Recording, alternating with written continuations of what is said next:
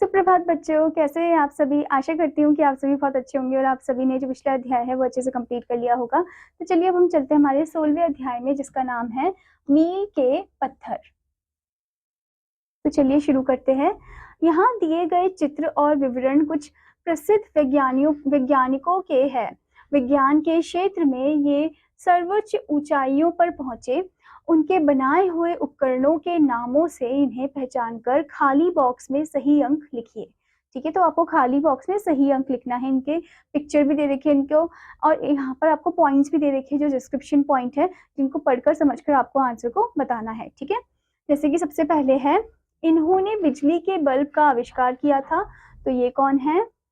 तो आप पहले नंबर में लिखोगे एडिसन। ठीक है, ये है एल्वा एडिसन।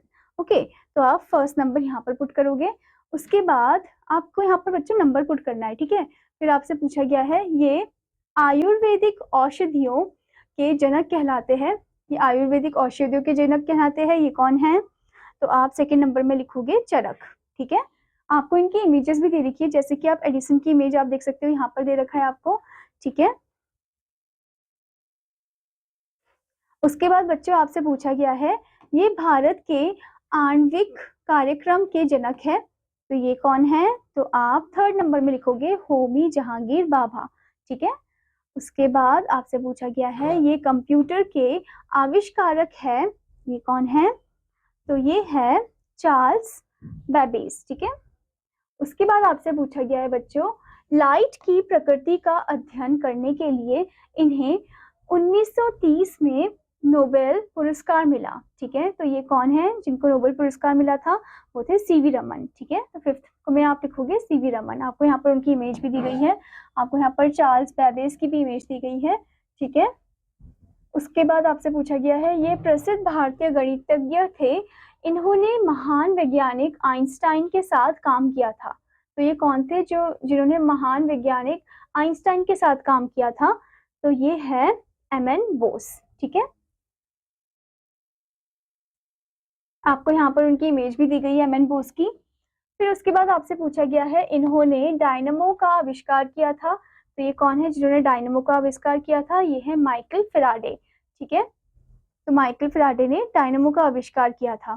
फिर आपसे पूछा गया है, ये टेलीस्कोप के आविष्कारक थे। ठीक है, तो कौन है जो टेलीस्कोप के आविष्कारक थे? वो थे गैलीलियो। ठीक है, तो आप गैलीलियो में 8 नंबर पुट करोगे। आप यहाँ पर देख सकते हो, आपको इमेज भी दी गई है गैलीलियो की। ठीक है, और आपको यहाँ पर इमेज दी गई है होमी जहांगीर भाभा की। ठीक है, फिर आपसे पूछा गया है, ये हाइड्रोजन गैस के आविष्कारक थे। तो कौन है ये है हेनरी केवेंटिस। ठीक है, तो आप यहाँ पर लिखोगे 9th नंबर। उसके बाद आपसे पूछा है, इन्होंने पेनिसिलिन का आविष्कार किया था। तो ये कौन है? ये है अलेक्जेंडर फ्लेमिंग। ठीक है, जिन्होंने पेनिसिलिन का आविष्कार किया था। फिर आपसे पूछा है, इन्होंने रैबिस वैक्सीन का आविष्कार किया था। ठीक है, तो कौन है जिन्होंने रैबिस वैक्सीन का आविष्कार किया था? वो है लुइस पैस्चर। ठीक है, तो आप 11th में लिखोगे लुइस पैस्चर। यहाँ पर आपको उनकी इमेज भी दी गई है। फिर आपसे पूछा गया है, इन्होंने थ्योरी ऑफ नेचुरल सिलेक्शन दी थी। ठीक है, तो ये कौन है जिन्होंने थ्योरी दी थी? तो ये है चार्ल्स डार्विन। ठीक है, तो आप यहाँ पर चार्ल्स डार्विन लिखोगे। अब बच्चों आपको यहाँ पर एक इम्पॉर्टेंट पॉइंट दिया गया है, क्या आप जानते हैं एक सेब के गिरने की वजह जानने के प्रयत्न में न्यूटन ने गुरुत्वाकर्षण के नियमों की स्थापना की। तो एक सेब के गिरने की वजह से उन्होंने किसकी आविष्कार की, किसको फाइंड आउट किया था? वो था ग्रेविटेशनल फोर्स को। ठीक है, आशा करती हूँ बच्चों कि आपको अध्याय अच्छे समझ में आया होगा। तो आपका होमवर्क है कि आपको क्वेश्चंस लिखना है, आंसर भी लिखना है और अच्छे से याद करना है। अब मैं आपको मिलूंगी अगले अध्याय में, तब तक के लिए धन्यवाद बच्चों।